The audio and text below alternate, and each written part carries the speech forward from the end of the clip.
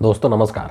भारत जोड़ो न्याय यात्रा के समापन के शुभ अवसर पर मुंबई के शिवाजी पार्क में एक मेगा रैली का आयोजन किया गया।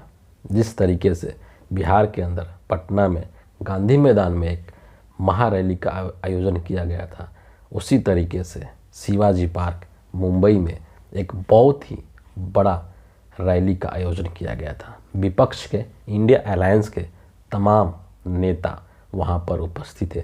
सभी ने भाषण दिए और सभी ने अपनी अपनी बातें वहाँ पर रखी अपने अपने तरीके से। लेकिन उस रैली के अंदर शिवाजी पार्क में राहुल गांधी ने जिस तरीके से भाषण दिए और जिस तीखे स्वर में और जिस एग्रेशन के साथ उन्होंने केंद्र की मोदी सरकार पर हमला किया है, यकीन मानिए कि दिल्ली में बैठे हुए जो लोग हैं, सत्ता के कुर्सी पर जो बैठे हुए लोग हैं, उनकी हालत खराब हो गई होगी। उनको माथे से पसीने निकल रहे होंगे, रात को उनको नींद नहीं आई होगी, क्योंकि तमाम मीडिया तंत्र को लेकर के, तमाम सिस्टम को लेकर के जिस तरीके से एक हवा बनाने की कोशिश की जा रही है सरकार के द्वारा, उन सभी को राहुल गांधी ने ध्वस्त कर दिया एक सेकंड के अंदर। वहाँ पर उन्होंने एक बात बहुत ही महत्वपूर्ण कही। उन्होंने कहा कि लोगों को ऐसा लगता है, देशवासियों को भी ऐसा लगता है कि हमारी जो लड़ाई है वो बीजेपी के साथ है या वो नरेंद्र मोदी के साथ है, लेकिन ये हकीकत नहीं है। यहाँ पर जो लड़ाई है वो ऐसा नहीं है कि वो नरेंद्र मोदी या राहुल गांधी के बीच में है, वो लड़ाई बीजेपी या कांग्रेस के बीच में है, ऐसा बिल्कुल भी नहीं है। बल्कि ये जो लड़ाई है हमारी, वो एक शक्ति के खिलाफ है और उस शक्ति को लेकर के उन्होंने बहुत ही बाखूबी से उसका व्याख्यान किया और वो शक्ति एक नकारात्मक शक्ति है। उस चीज़ को लेकर के एक ट्वीट भी राहुल गांधी के तरफ से किया गया है, उस शक्ति की जो बात है, और उसमें उन्होंने इस ट्वीट के अंदर बहुत ही अच्छे से उस चीज़ का जिक्र किया है जो कि उन्होंने शिवाजी पार्क में अपने भाषण के दौरान कहा है। उस ट्वीट को आप ज़रूर सुनिए और फिर आगे हम इस पर चर्चा करेंगे।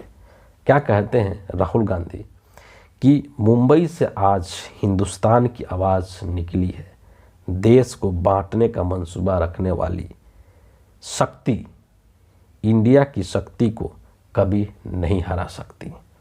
नरेंद्र मोदी एक नकारात्मक शक्ति का मुखौटा है, वही शक्ति जिसने हिंदुस्तान की संस्थाओं को गुलाम बना दिया है, वही शक्ति जो भारत के किसान, मजदूर, युवा, महिला, गरीब और छोटे उद्योगों को निचोड़कर सब कुछ अपने चंद अरबपति मित्रों पर लुटा देना चाहती है, वही शक्ति जो देश में आज भ्रष्टाचार की मोनोपोली है।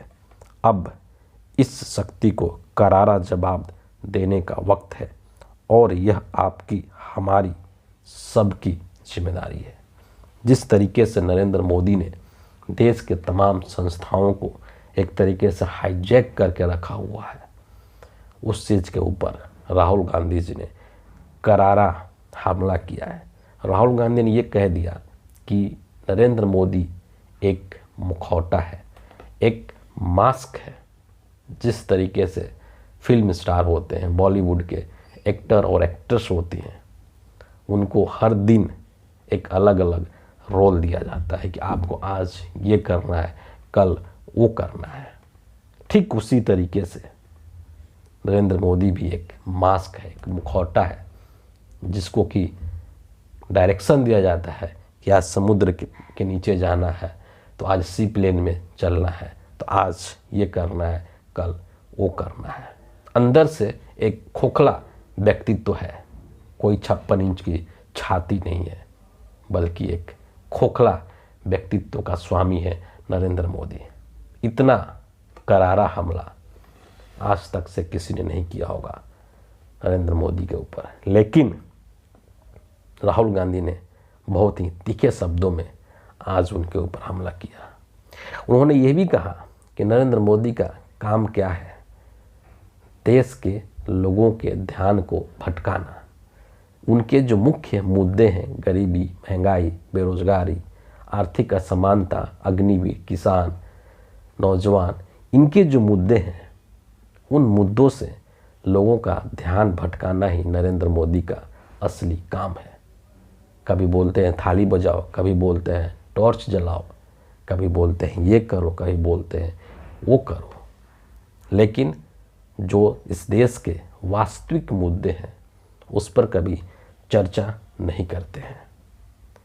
यहाँ तक बोल डाले कि राजा की जो आत्मा है वो कहाँ बसी हुई है, और सिर्फ मशीन तक ही नहीं बल्कि राजा की आत्मा इस देश की ईडी, सीबीआई, इनकम टैक्स और इस देश की बाकी संस्थाओं में बसी हुई है।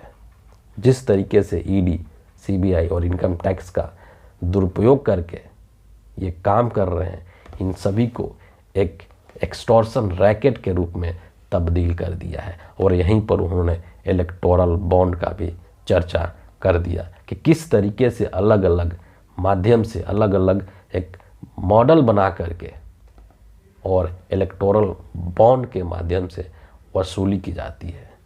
उन सभी चीज़ों का भी इन्होंने जिक्र कर दिया। बहुत ही इंटरेस्टिंग चीज़ उन्होंने एक कहा कि मैं, मतलब कि राहुल गांधी, मैं सिस्टम को बहुत अच्छे तरीके से जानता हूँ, बहुत करीब से मैंने सिस्टम को देखा है, मैं उस सिस्टम में अंदर तक रहा हूँ, अंदर उसमें हिस्सा रहा हूँ, और इसीलिए मैं सिस्टम को बहुत अच्छे से जानता हूँ, समझता हूँ, और इसीलिए नरेंद्र मोदी मुझे डरा नहीं सकते हैं और ना ही मुझे दबा सकते हैं। नरेंद्र मोदी इसीलिए मुझसे डरते हैं क्योंकि मैं सिस्टम को बहुत ही बारीकी से, बहुत ही गहराई से जानता हूँ, समझता हूँ, और इसीलिए नरेंद्र मोदी मुझसे डरते हैं, मुझसे घबराते हैं। यहाँ तक बोल दिया।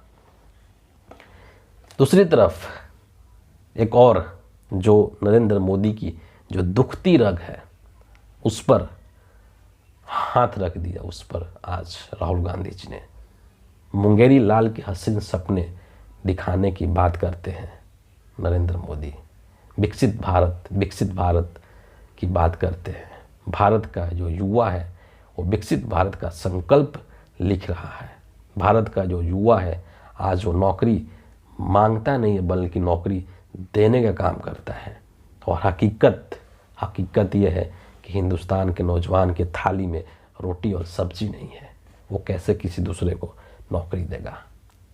धारावी का जिक्र किया राहुल गांधी जी ने कि धारावी, जो कि कहा जाता है कि हिंदुस्तान ही नहीं बल्कि एशिया का सबसे बड़ा स्लम एरिया है, लेकिन उस स्लम एरिया को इन्होंने एक स्किल सेंटर के रूप में उसको पहचान किया कि धारावी जो है वो स्किल का कैपिटल है।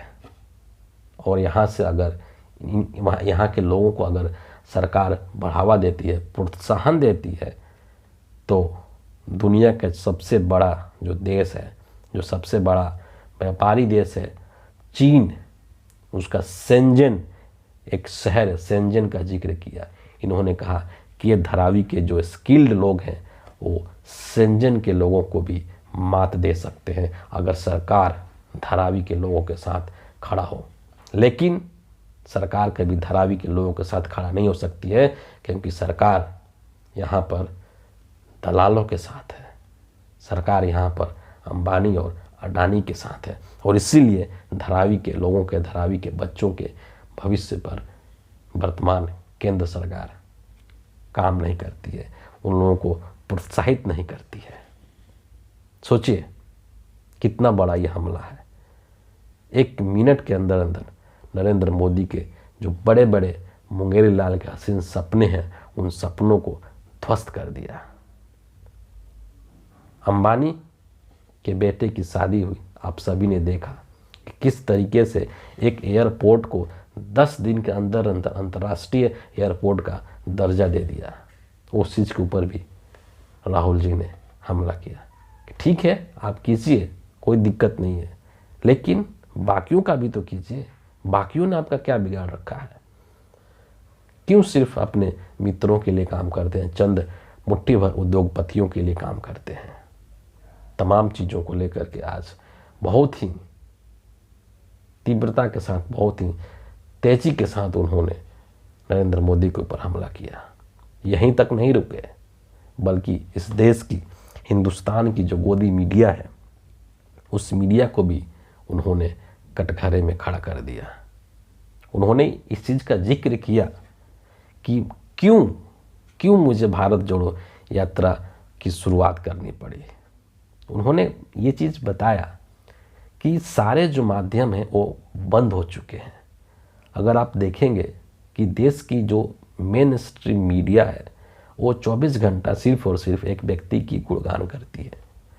वो मेन स्ट्रीम मीडिया कभी हिंदुस्तान की वास्तविक तस्वीर दिखाती नहीं है। कभी किसान, मजदूर, व्यापारी, बेरोजगार, अग्निवीर, महंगाई, इन सब चीज़ों को लेकर के कभी वो मेन स्ट्रीम बात नहीं करती है।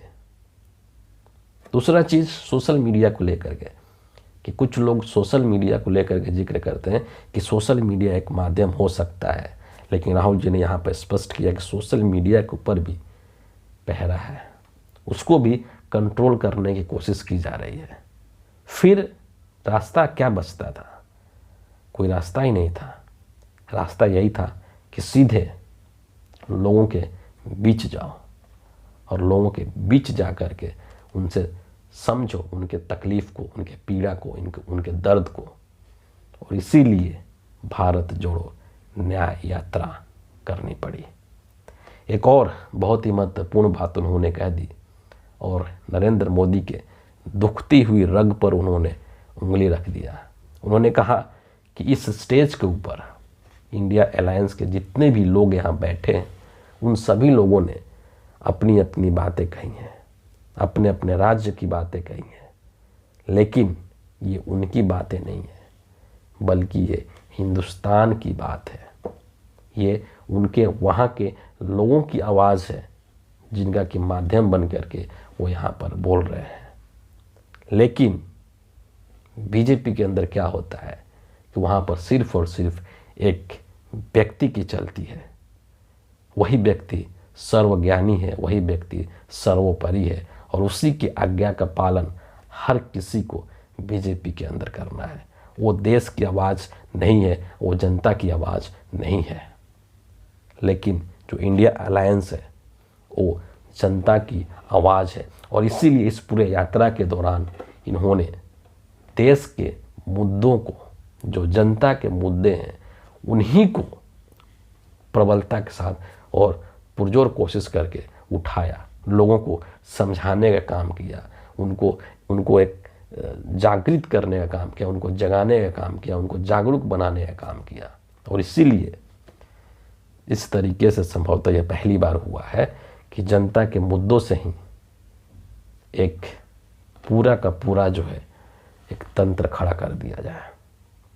जनता के मुद्दों से ही चुनावी जो रणनीति है उसको तैयार कर दिया जाए। और इसीलिए कांग्रेस ने इस न्याय यात्रा के दौरान जो गारंटियाँ दी हैं, जो 5 न्याय दिया है, वो कांग्रेस पार्टी ने दिल्ली के ऐसी ऑफिस में बैठ करके तैयार नहीं किया है, बल्कि वो जो न्याय के जो गारंटी है उसकी तैयारी इस यात्रा के दौरान चलते हुए, लोगों से बात करते हुए, उनके तकलीफ़ों को जानते हुए, समझते हुए, सुनते हुए की गई है कि लोग क्या चाह रहे हैं, लोगों को क्या तकलीफ़ है। और उसी को कांग्रेस पार्टी ने अपने इस, कहिए कि एक तरीके से एजेंडा बना लिया है, या उसको अपना मैनिफेस्टो बना लिया है, या उसको अपना शपथ बना लिया है कि हमें इसी चीज़ पर काम करना है। और यही चीज़ नरेंद्र मोदी को एक तरीके से परेशान कर रही है, क्योंकि नरेंद्र मोदी की तरफ देखा जाए अगर, तो उनके पास कुछ नहीं है, सिर्फ और सिर्फ इस देश के लोगों को इमोशनल फुल बनाने के सिवा और कुछ नहीं है। यही वो करते हैं, रोना रोते हैं, लेकिन देश की जो लोग हैं, देश की जो आत्मा है, देश का जो आवाज़ है, उसको कभी सुनने की कोशिश नरेंद्र मोदी नहीं करते हैं। और इसीलिए राहुल गांधी का ये भाषण सुन करके आज हिंदुस्तान के जो प्रधानमंत्री हैं, जो गृह मंत्री हैं, उनकी स्थिति बहुत नाजुक हो गई होगी।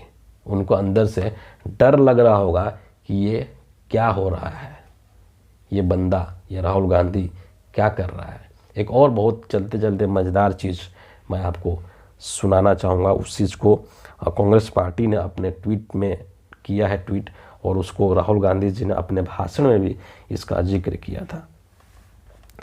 उन्होंने कहा कि जब बीजेपी की सरकार बनी थी पहली बार 2014 में, उस चीज़ को लेकर के जिक्र किया है कि 2014 में जब बीजेपी की सरकार बनी तो अरुण जेटली मेरे पास आए थे, जो कि अब स्वर्गीय हो चुके हैं, और उन्होंने आकर के कहा था राहुल गांधी से कि राहुल, आप जो हैं वो ज़मीन अधिग्रहण के मामले पर मत बोलिए।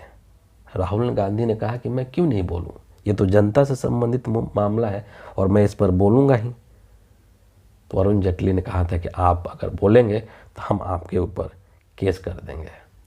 और राहुल गांधी ने कहा कि मुझे कोई फ़र्क नहीं पड़ता कि आप मेरे ऊपर कितना केस करेंगे और क्या करेंगे, अगर जनता से संबंधित मुद्दा है तो उसको मैं हर हाल में उठाऊंगा। और आज राहुल गांधी के ऊपर देखिए तो पता नहीं 27 या 28 केसेस हैं। क्यों हैं केसेस? क्योंकि हिंदुस्तान में इकलौता ऐसा व्यक्ति है राहुल गांधी जो कि सीना ठोक करके प्रधानमंत्री नरेंद्र मोदी की आंखों में आंखें डाल करके उससे सवाल पूछता है, हर मुद्दे पर सवाल पूछता है, चाहे आप उसको संसद से बाहर कर दीजिए, चाहे उसके ऊपर केस लाद दीजिए। और राहुल गांधी का यही जो रवैया है, ये जो तेवर है, नरेंद्र मोदी के लिए परेशानी का सबब बना हुआ है। तो फिलहाल इस वीडियो के लिए इतना ही है। आप सभी का बहुत बहुत धन्यवाद।